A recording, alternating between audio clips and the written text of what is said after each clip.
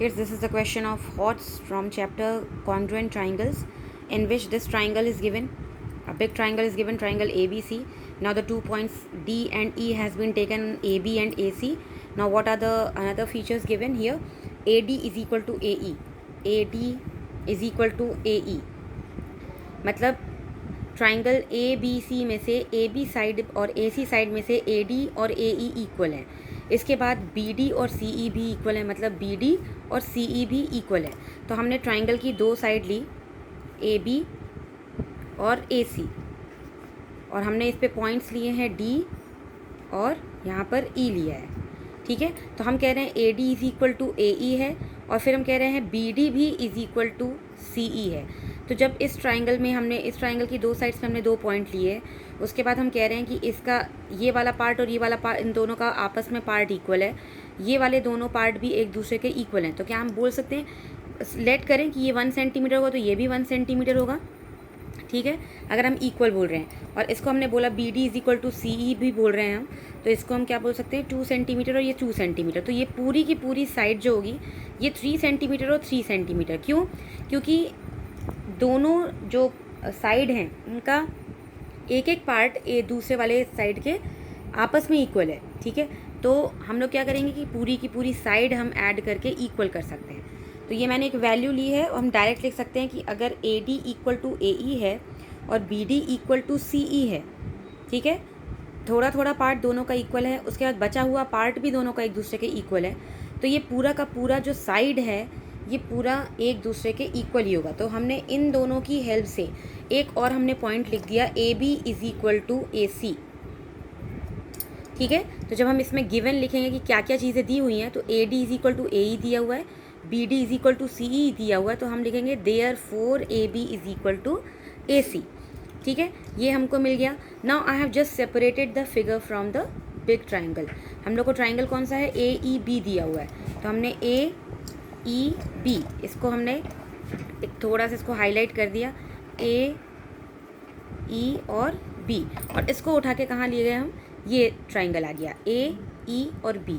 ठीक है, दूसरा ट्राइंगल कौन सा है, ए डी सी, तो ये है ए, ये डी और ये सी. इस ट्राइंगल को भी हमने कट किया तो ये आ गया ए डी और ये सी बना हुआ है. अब हमको इन दोनों ट्राइंगल को कॉन्ग्रुएंट प्रूव करना, तो let's see how many parts are equal. So A B is equal to A C, हमने अभी अभी इसको लिखा हुआ है, A B is equal to A C. A E is equal to A D, ये दिया हुआ था इक्वल. ठीक है, इन दोनों की हेल्प से हमने ये थर्ड पार्ट लिखा है. अब हम ट्राइंगल्स को कॉन्ग्रुएंट प्रूफ करना है हमको, तो हमने वही पार्ट्स को यूज़ करना शुरू किया. A B is equal to A C, हमको देखना है कि हमने जो ट्राइंगल कॉन्ग्रुएंट प्रूफ करने के लिए लिया है तो हमको कौन कौन से पार्ट्स उसमें दिए हैं. एक्स्ट्रा भी पार्ट्स होंगे, but just we have to take the parts which are there in the given triangles which has to be prove to be congruent. So A B is equal to A C, ये हमने अभी अभी लिखा था. Then A D is equal to A E, it was given. तो दो side हमको मिल गई है, या तो ये आर एच एस हो सकता है, या तो ये ट्रिपल एस हो सकता है, या तो ये एस ए एस हो सकता है. ए एस ए की पॉसिबिलिटी यहाँ पर नहीं है, because 2 angles are not there, 2 sides हैं. तो आर एच एस की पॉसिबिलिटी यहाँ नहीं है, क्योंकि right angle is not given, तो आर एच एस हमने कैंसिल कर दिया. Triple S, R H S and S A S. R H S की कॉन्ग्रुएंसी पॉसिबल नहीं है, क्योंकि 90 डिग्री एंगल हमको नहीं दिया हुआ है. ट्रिपल एस हो सकता है, बी ई और इक्वल टू डी सी मिल जाए तो ट्रिपल एस कर सकते हैं, मगर वो भी हमको यहाँ पर नहीं मिल रहा है. एस ए एस 2 साइड मिल गया है. एंगल ए, इन दोनों से मिलकर बनने वाला साइड, ये दोनों साइड मिली है, और इन दोनों से मिलकर बनने वाला एंगल कौन सा है, ये ए है. इसमें भी ए है, मतलब ये पूरा का पूरा एंगल हमने एज इट इज़ लिया है और दोनों ट्राइंगल में आ रहा है, तो हम इसमें एंगल ए ले सकते हैं. मतलब A B is equal to A C, A E is equal to A D, and angle A is equal to angle A. और एंगल हमने क्यों लिया है, क्योंकि ये क्या है, कॉमन है. ठीक है, so by S A S congruency, triangle A E B is congruent to triangle A D C. Now see this question, A B is equal to A C is given, B D is equal to E C. B D और E सी क्या है, बराबर है. तो अगर हमने कोई line segment बनाई है, सपोज करो ये हमने लाइन सेगमेंट बनाई, इसका नाम क्या दिया हमने, बी सी दिया हुआ है, और यहाँ पर हमने 2 पॉइंट लिए, तो ये जो गैप रहेगा, सपोज करें क्वेश्चन में क्या दिया हुआ, B D is equal to E C, तो अगर बी डी को हमने 1 सेंटीमीटर लिया, सपोज कर रहे हैं केवल, और ई सी को भी हमने 1 सेंटीमीटर लिया, क्योंकि ये दोनों क्वेश्चन में क्या है, बराबर हैं। ये वाला अगर पार्ट हमने 2 सेंटीमीटर लिया है, तो बी डी में डी ई जुड़ेगा, तो बी ई की वैल्यू कितनी हो जाएगी, 3 सेंटीमीटर। और जब ई सी में 2 सेंटीमीटर जुड़ेगा तो डी सी की वैल्यू कितनी हो जाएगी, 3 सेंटीमीटर।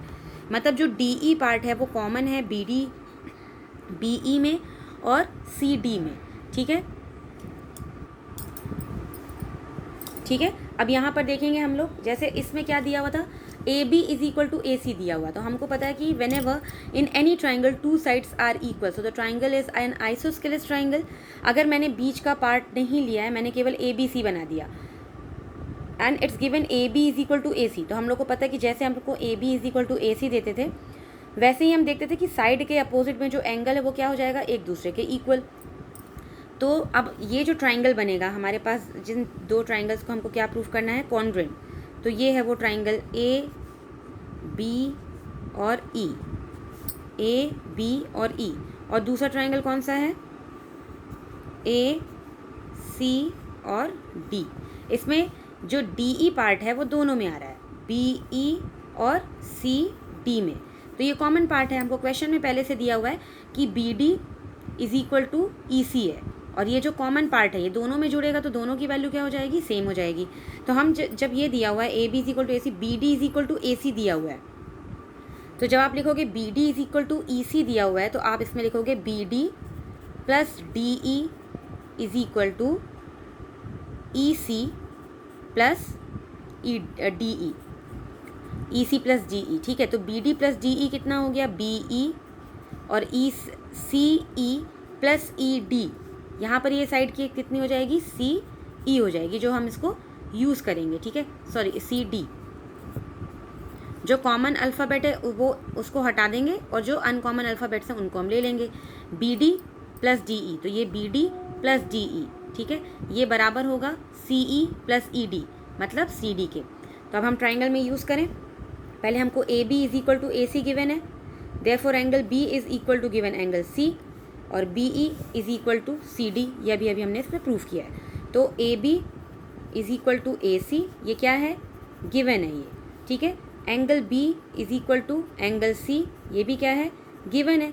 ये दोनों साइड इक्वल थी तो हमने एंगल इक्वल बना लिया। उसके बाद आप लिखोगे, ये जो स्टेप पहले आप लिखेंगे जहाँ पे B D is equal to E C दिया होगा, वहीं पर आप क्वेश्चन जब लिखेंगे कि क्या क्या गिवन है, उसमें लिखने के बाद आप तुरंत लिखोगे B E is equal to C D. तो आप इसमें यूज़ करोगे B E is equal to, ये बी ई लिखा हुआ है, B E is equal to C D. ठीक है, तो आप इसको कुछ इक्वेशन दे दो। अब यहाँ पे लिख देंगे पॉइंट फर्स्ट, क्योंकि हमको रीज़न बताना पड़ता है कि हमने कहाँ से इसको लिया है। तो बी ई और सी डी, मतलब ये और ये एक एंगल, तो कौन सी कॉन्ग्रुएंसी होगी हमारे पास, एस ए एस कॉन्ग्रुएंसी से ये ट्राइंगल क्या हो गया, प्रूफ हो गया। आपको इतने ही पार्ट की ज़रूरत है, आपको ये पूरा सेपरेट पार्ट समझाने की ज़रूरत नहीं है। आप जब B D is equal to E C लिखेंगे तो आप बी डी में डी ई और ई सी में डी ई प्लस कर देंगे, और जो भी लेंथ आएगी उसको डायरेक्ट लिखेंगे। And these are the sides which we are going to use in these 2 triangles. You may try this question.